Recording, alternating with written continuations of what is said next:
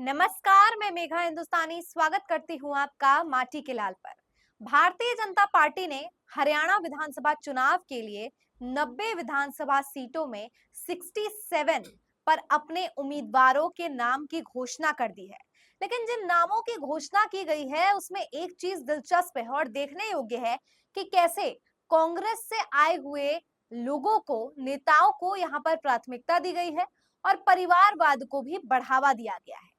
तो चलिए जानते हैं कुछ ऐसी सीटें जिसमें कांग्रेस को प्राथमिकता दी गई है, यानी कांग्रेस से आए हुए नेताओं को तवज्जो दी गई है, टिकट दी गई है और अपने ही बीजेपी के कार्यकर्ता जो लंबे समय से पार्टी में बने हुए हैं, वफादारी दिखाते हुए जमीनी स्तर पर कामकाज करते हैं, उनका टिकट काटने का काम किया है। और इसको लेकर नाराजगी इतनी हो गई है कि भारतीय जनता पार्टी के नेताओं ने, जिसमें से कुछ सीनियर मंत्री भी हैं, इस्तीफा दे दिया है। तो क्या खबर इस वक्त की है, कुछ सीटों के एनालिसिस से शुरुआत करते हैं। सबसे पहले बात करेंगे बबीता फोगाट की। जी हाँ, भारतीय जनता पार्टी ने दंगल की यानी पहलवान बेटी बबीता फोगाट को टिकट दिया था। हालांकि 2019 की मैं बात करूं तो वो चुनाव हार गई थी, लेकिन इस बार उनका टिकट काट लिया गया है। आपको याद होगा कि खबरें निकल कर आ रही थी कि इसी सीट से यानी इस विधानसभा सीट से विनेश फोगाट को राहुल गांधी या कहूं कांग्रेस की तरफ से उम्मीदवार बनाया जा सकता है। हालांकि खबर को लेकर अभी पुष्टि हुई नहीं है, लेकिन हो सकता है कि भारतीय जनता पार्टी ने ये कांग्रेस बनाम भाजपा मतलब विनेश फोगाट बनाम बबीता फोगाट उन्हें रास नहीं आया और इसीलिए यहाँ पर टिकट काटा गया है। किसे टिकट दिया गया है उसके बारे में आपको खबर बताती हूँ। देखिए स्क्रीन पर नजर डालिए। सीट है चरखी दादरी की और हरियाणा चुनाव के दंगल से बीजेपी ने बबीता फोगाट को किया आउट। समझे क्या है वजह? तो वजह क्या है? बीजेपी उम्मीदवारों की लिस्ट आने के बाद राजनीतिक गलियारों में चर्चा है कि महिला पहलवानों के आंदोलन के दौरान बबीता फोगाट ने खुलकर बीजेपी और सरकार का समर्थन किया था। ऐसे में बीजेपी को लग रहा है कि बबीता फोगाट चरखी दादरी से चुनाव मैदान में उतरती है तो जीतना संभव नहीं है। इसलिए बीजेपी ने सुनील सांगवान को मौका दिया है।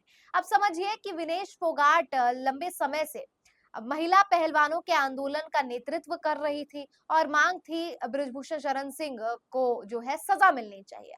अब इसको लेकर सजा तो नहीं मिली है, लेकिन लोगों के बीच में आक्रोश जरूर हुआ है और लोगों का दिल जीतने का काम यहाँ पर विनेश फोगाट ने किया है।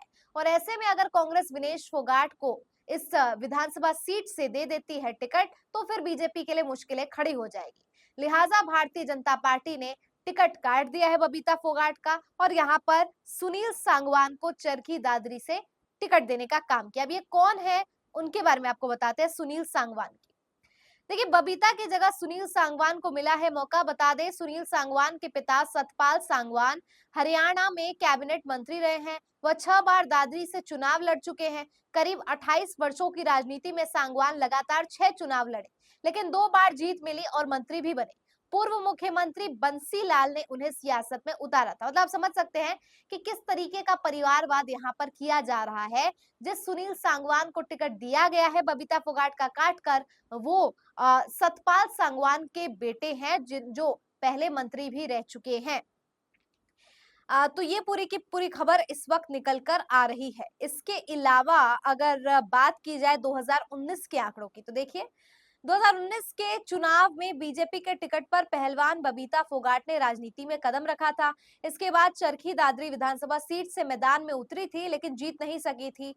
चरखी दादरी सीट पर 2019 में निर्दलीय सोमवीर सांगवान विधायक चुने गए।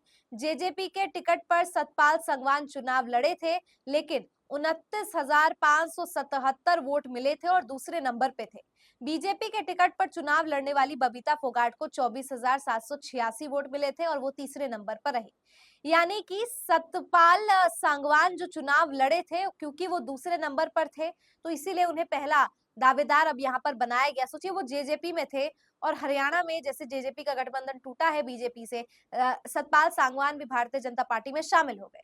कहने का मतलब है कि जो बीजेपी में शामिल दूसरे दल के नेता हैं, उनको यहाँ पर प्राथमिकता दी जा रही है। अब आपको बता दें सुनील सांगवान के बारे में। हाल में सुनील सांगवान ने चर्चा इसलिए बटोरी थी क्योंकि उन्होंने राम रहीम को 6 बार पैरोल उन्होंने दिलाया था। खबर देखिए, बोलता है हिंदुस्तान की हरियाणा चुनाव बलात्कारी राम रहीम को 6 बार पैरोल देने वाले पूर्व जेलर सुनील सांगवान बीजेपी में शामिल हुए हैं। पूर्व जेलर है और उन्होंने राम रहीम को 6 मर्तबा जो है पैरोल दिलाई है। तो आप समझ सकते हैं कि पूरी की पूरी कहानी क्या है। चलिए दूसरी महत्वपूर्ण सीट की बात करते हैं और ये सीट जो है वो है समलाखा पानीपत की है, यानी पानीपत की विधानसभा की। इसमें क्या हुआ है देखिए खेला यहाँ पर मनमोहन भडाना को सीट या मैं कहूँ कि नाम टिकट दी गई है।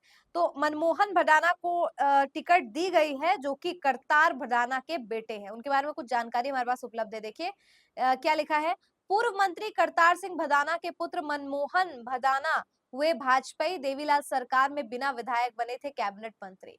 अब समझिए पूरा खेला कि करतार सिंह भदाना के बेटे जब भारतीय जनता पार्टी में कुछ महीने या कहूं कुछ दिन पहले शामिल होते हैं तो बीजेपी प्राथमिकता अपने कार्यकर्ता, अपने पार्टी के नेताओं को न देकर उनको देती है। इसके संदर्भ में क्या खबर है देखिए।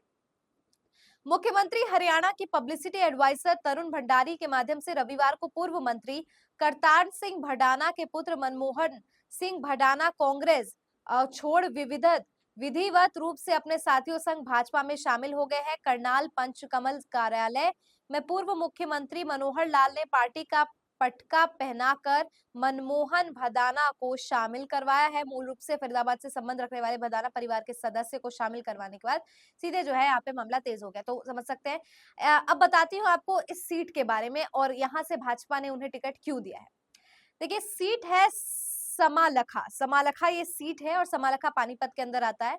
समालखा विधानसभा सीट पर बीजेपी अपना खाता खोलने के लिए हर विधानसभा में प्रयास करती है, लेकिन ये सूखा अभी तक नहीं टूटा है। यहाँ 2014-2019 में मोदी लहर में भी बीजेपी का सुपड़ा साफ रहा है। ऐसे में अब यहाँ से बीजेपी ने स्थानीय की बजाय बाहरी चेहरों पर दांव खेला है।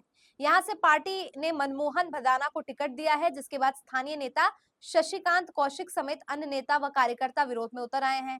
शशिकांत कौशिक ने अपने समर्थकों की बैठक बुलाई है, जिसमें आगामी फैसले लेने की बात कही है। तो ये पूरा का पूरा खेला हुआ, आपको बता दें ये भी क्या है, पूर्व कांग्रेसी रह चुके हैं। अब आते हैं तीसरी बड़ी सीट पे जहाँ पे परिवारवाद को बढ़ावा दिया गया। ये है ये सीट जो है अतेली की। यहाँ से आरती राव जो कि बेटी है राव इंद्रजीत सिंह की, जो पूर्व कांग्रेसी है, उनको टिकट दिया गया है। बीजेपी ने अहीरवाल समाज के बड़े नेता माने जाने वाले केंद्रीय मंत्री राव इंद्रजीत सिंह की बेटी आरती राव को महेंद्रगढ़ जिले की अटेली विधानसभा सीट से चुनाव मैदान में उतारा है। और दूसरी सीट की अगर मैं बात करूं, ये है आदमपुर की सीट। देखिए भव्य बिश्नोई को आदमपुर विधानसभा सीट से टिकट दिया गया है। अब भव्य बिश्नोई कौन है? कुलदीप बिश्नोई के बेटे। कुलदीप बिश्नोई पूर्व में कांग्रेस में रहे हैं और ये बेटे हैं चौधरी भजन लाल के। चौधरी भजन लाल पूर्व मुख्यमंत्री हरियाणा के रह चुके हैं। अब आप समझ सकते हैं परिवारवाद भी है और पूर्व कांग्रेस के नेता को भाजपा में शामिल करके उनके बेटे को टिकट देने का काम भव्य बिश्नोई को आदमपुर से किया गया है। तो देख सकते हैं बीजेपी की पहली लिस्ट में परिवारवाद कुलदीप बिश्नोई के बेटे भव्य बिश्नोई है। उसके बाद है राव इंद्रजीत के बेटी आरती राव, फिर है सतपाल संगवान के बेटे सुनील सांगवान, फिर है करतार भडाना के बेटे मनमोहन भडाना और अब एक और नाम चर्चित है किरण चौधरी, जिनकी बेटी श्रुति चौधरी को इस बार टिकट दिया गया है। तो कौन है किरण चौधरी? किरण चौधरी ने कांग्रेस छोड़ बीजेपी में शामिल होने के बाद विधायक पद से इस्तीफा दे दिया था। इसके बाद बीजेपी ने उन्हें राज्यसभा भेजा। वहीं भिवानी महेंद्रगढ़ सीट से श्रुति सांसद रह चुकी है। किरण चौधरी और श्रुति चौधरी ने 19 जून को बीजेपी का दामन थामा है। मतलब ये भी पूर्व में कांग्रेसी थे। और अगर श्रुति चौधरी की मैं बात करूं, किरण चौधरी की ये बेटी है जिन्हें राज्यसभा भी भेज दिया गया, जिन्होंने भारतीय जनता पार्टी जैसे ही ज्वाइन की थी वैसे ही राज्यसभा इन्हें भेज दिया गया। और ये पत्नी है सुरेंद्र सिंह की। सुरेंद्र सिंह बेटे हैं चौधरी बंसीलाल के। खेला समझ आया आपको? परिवारवाद एक बार फिर से। और ये जो है तोशाम जो है उस विधानसभा सीट से श्रुति चुनाव लड़ने वाली है बीजेपी के टिकट पर। तो ये है परिवारवाद का परचम लहराते हुए भारतीय जनता पार्टी, जो कहती है कि नए रोजगार में या राजनीति में लाखों युवाओं को जो है लाएंगे हम राजनीति में, परिवारवाद को खत्म करेंगे और खुद परिवारवाद का समर्थन और बढ़ावा करते हुए दिख रहे हैं। इसी से संबंधित जिनकी टिकट काटी गई है उनमें काफी रोष है, आक्रोश है, लिहाजा उन्होंने इस्तीफा भी दिया है और पार्टी कमान को जो है शिकायत भी की है। सुप्रिया श्रीनेत ने लिखा है, हरियाणा बीजेपी में इस्तीफे की बौछार, हरियाणा का सबसे सटीक एग्जिट पोल, कांग्रेस की आ रही है सुनामी। सीएम नायाब सिंह सैनी करनाल छोड़कर भागे, प्रदेश कार्यकारिणी ने इस्तीफे की भरमार है। किसान मोर्चा प्रदेश अध्यक्ष शिवरान का इस्तीफा है। ओबीसी प्रदेश मोर्चा अध्यक्ष कर्णदेव काम्बोज, रतिया एमएलए लक्ष्मण नापा का इस्तीफा, शमशेर गिल का इस्तीफा। बीजेपी अटल जी वाली नहीं है, ये बात उन्होंने कही अपने इस्तीफे में। और महामंडलेश्वर दर्शन गिरी महाराज का इस्तीफा। तो इस्तीफे का दौर थम नहीं रहा है और ये जो है पहली लिस्ट के आने से के बाद से हुआ है। तो क्या लगता है दोस्तों, पहले लिस्ट के आने के बाद से इतनी ज्यादा चर्चा हो रही है सियासी गलियारों में, इस बात की भी चर्चा है कि बीजेपी ने गलत किया है, सही किया है? आपको क्या लगता है, जो भारतीय जनता पार्टी परिवारवाद को खत्म करने की बात करती है, उसने 5 सीटें मैंने आपको मुख्यतः बताई है जिसमें परिवारवाद और कांग्रेस से आए हुए पूर्व नेताओं को यहाँ पर टिकट देने का काम किया गया है। जो भी राय है आपकी, प्रतिक्रिया में जरूर बताइए। फिलहाल मुझे दीजिए इजाजत और देखते रहिए माटी के लाल। धन्यवाद।